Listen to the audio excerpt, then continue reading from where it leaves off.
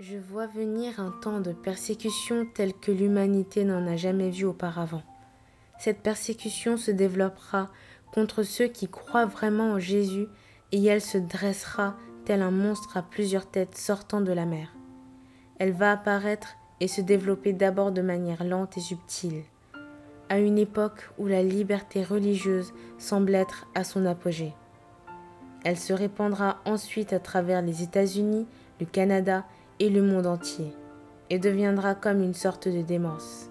Un esprit d'antéchrist entrera dans le cœur de certains hommes occupant de hautes fonctions dans les gouvernements et les systèmes judiciaires, et le fera s'engager dans les manœuvres légales destinées à harasser les églises, les missionnaires et les pasteurs indépendants. Il est à peu près certain que cet esprit a déjà commencé à sévir. Je vois venir le jour où presque tous les programmes missionnaires officiels, tous les programmes évangéliques diffusés à la radio et à la télévision, ainsi que toutes les sociétés missionnaires, seront si constamment harcelés qu'ils en viendront à ne plus vouloir s'implanter nulle part. Je vois une super église mondiale se former par l'union de protestants libéraux, œcuméniques et de catholiques romains qui se donneront la main politiquement, provoquant ainsi l'avènement d'une des plus puissantes forces religieuses du monde. Cette super église ne sera spirituelle que de nom. Elle fera librement usage du nom de Jésus-Christ, alors qu'en fait, elle revêtira dans bon nombre de ses activités un caractère antéchrist. Cette puissante union d'églises sera engagée dans l'action sociale, les grandes œuvres de charité et les ministères motivés par la compassion.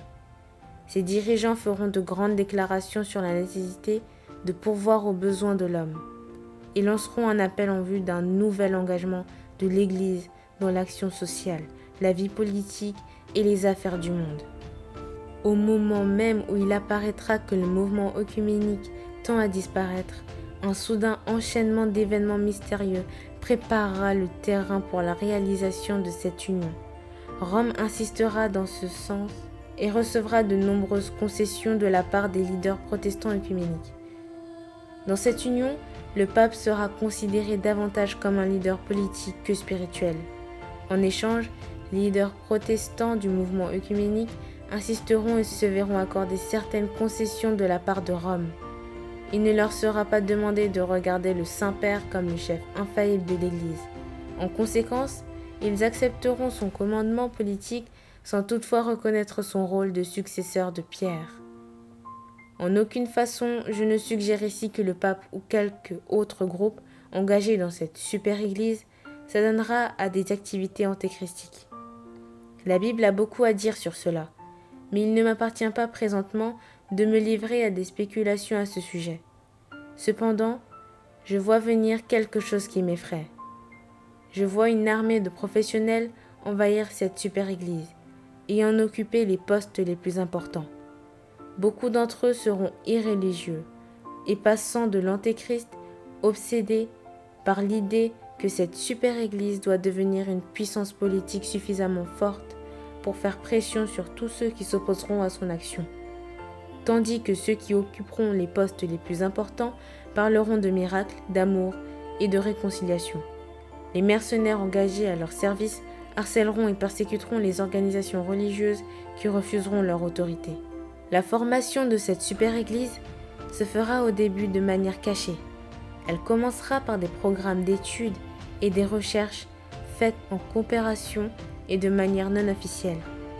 D'autres programmes de coopération seront entrepris sans engagement légaux ou obligatoires de la part des protestants et des catholiques. Mais les leaders libéraux protestants de l'Angleterre et des États-Unis se joindront aux théologiens libéraux catholiques de l'Europe afin de parvenir à un miracle œcuménique. La réalisation de la fusion légale et politique de ce mouvement est encore assez distante, mais la base officielle de l'union est déjà en train de s'établir. Je crois que cette super église reconnaîtra officiellement certaines pratiques occultes. Il existe des groupes religieux dans l'île d'Haïti qui ont incorporé leur propre culte. Dans le futur, des comités d'études seront constitués dans le but de démystifier le diable et de lui donner une image à la fois plus absurde et inoffensive qui ne pourra plus susciter la crainte. Dans certaines des églises, les respectés et les plus riches du pays, des séances d'occultisme remplaceront les réunions de prière. Un nombre croissant de pasteurs seront intrigués par les prétentions surnaturelles des groupes spiritualistes sataniques. Je vois venir le jour où ces pasteurs qui n'ont jamais été près de Dieu s'approcheront très près du diable. Satan apparaîtra comme un ange de lumière pour tromper. Si cela était possible, même les élus de Dieu. Les prêtres de Satan eux-mêmes apparaîtront tels des anges de lumière et tenteront de répandre dans les rangs de l'Église la nouvelle selon laquelle Satan n'est pas un ennemi, mais un ami. La super-Église n'acceptera jamais entièrement les pratiques occultes, mais la phrénologie, la chiromancie, les diseuses de bonne aventure et les horoscopes seront généralement très respectés. Je vois une grande union surnaturelle rassemblant tous les vrais disciples de Jésus-Christ, unis ensemble par le Saint-Esprit et la confiance mutuelle qu'ils ont en Christ et sa parole. Cette Église surnaturelle composée de personnes qui croient en la Bible inclura des catholiques et des protestants de toutes dénominations. Elle unira en son sein jeunes et vieux, noirs et blancs et des gens de toutes les nations, tandis que la super-Église mondiale gagnera en puissance politique. Cette Église invisible et surnaturelle verra augmenter sa puissance spirituelle de manière extraordinaire. Cette puissance lui viendra comme une conséquence directe de la persécution. La persécution, insensée qui vient sur la terre, attirera les chrétiens plus près de Jésus-Christ. Il ne sera plus fait tellement état des dénominations que de la réalité du retour de Jésus-Christ. Le Saint-Esprit rassemblera et unira des gens de toutes nations et de toutes confessions de foi. Bien que cette Église surnaturelle existe déjà à l'heure actuelle, elle deviendra, dans les jours à venir, de moins en moins visible. Au fur et à mesure que la persécution se fera plus intense, ce corps de croyants deviendra plus radical dans ses efforts en vue de l'évangélisation. Cette Église invisible recevra une onction surnaturelle et la puissance du Saint-Esprit pour continuer à prêcher l'Évangile jusqu'à ce que les extrémités de la terre l'aient entendu. Les catholiques charismatiques, qui se considèrent membres de cette Église surnaturelle et invisible, subiront une persécution particulièrement sévère. L'Église catholique romaine va bientôt retirer le tapis rouge de dessous les pieds des catholiques qui parlent en langue et accueillent favorablement les enseignements pentecôtistes concernant le Saint-Esprit. Des pressions politiques importantes atteindront certains prêtres dans le but d'éteindre le feu. Attendez-vous à voir le pape prendre une position plutôt négative envers le mouvement charismatique qui se développe au sein de l'Église catholique. La lune de miel va bientôt se terminer. Les magazines catholiques vont commencer à parler contre ce mouvement qui se développe dans leur propre rang et réclamer une purge. Celle-ci commencera lentement, puis prendra rapidement de l'ampleur jusqu'à ce que tous les catholiques qui appartiennent à ce mouvement affrontent une réelle persécution venant du sein même de leur propre Église. Le mouvement charismatique qui se développe au sein de l'Église catholique deviendra si puissant et si important que certains leaders qui ne comprendront pas sa signification commenceront à le considérer comme une réelle menace. Il se peut que plus de 500 000 personnes fassent partie d'ici peu de ce mouvement catholique charismatique.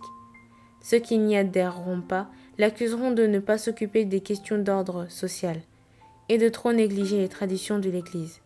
Ils seront également accusés de se détourner de la Vierge Marie et de nier l'autorité du pape.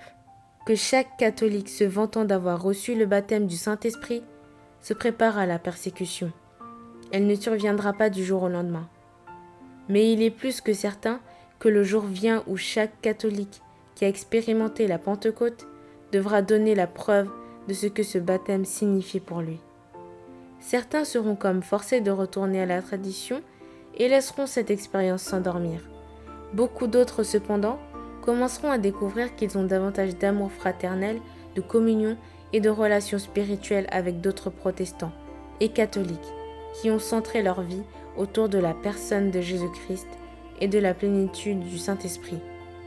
Beaucoup ne me croiront pas, mais je vois venir le jour où de nombreux protestants et de nombreux catholiques devront sortir du milieu d'eux.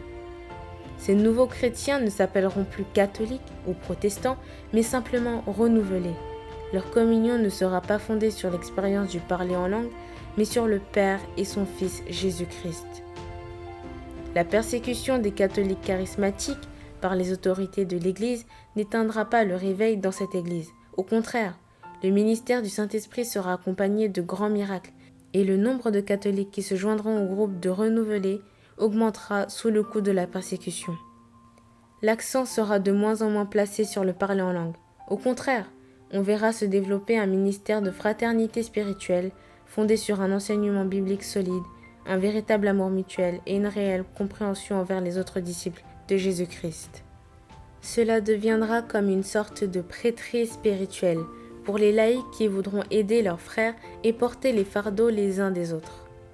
Des évangélistes de Satan, pour la plupart des jeunes, prêcheront des sermons sur la puissance du diable et travailleront avec zèle afin d'en gagner beaucoup. Les tableaux de Ouija, les cartes du tarot, les horoscopes et les livres d'occultisme seront passés de main en main et dévorés par des jeunes avides de vérité. Nous allons payer le prix de ce que nous croyons.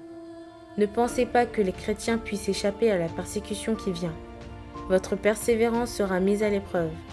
La persécution va venir sur nous de manière si dissimulée et si subtile que nous ne la reconnaîtrons pas au premier abord. Mais dès qu'elle commencera à se répandre, elle fondra sur nous avec des traits enflammés. Le monde ne croira pas ce qui arrivera, parce que cela descendra comme un vent de démence sur la terre entière. Tandis que les pays libres expérimenteront une vague de vraies persécutions, les pays qui sont derrière les rideaux de fer et de bambou connaîtront une courte période de réveil spirituel. Le Saint-Esprit traversera les rideaux de fer et de bambou pour aller y chercher et trouver les cœurs affamés de Russie, de Chine et d'Europe de l'Est. Dieu a promis de répandre son esprit sur toute chair, et cela renferme également les pays qui sont derrière les rideaux de fer et de bambou. Dieu va permettre qu'il y ait une trêve temporaire entre l'Est et l'Ouest, dans le but particulier de porter l'Évangile dans les pays communistes. Les chrétiens du Japon, de la Corée, peuvent être utilisés pour atteindre les millions de Chinois qui vivent sur le continent.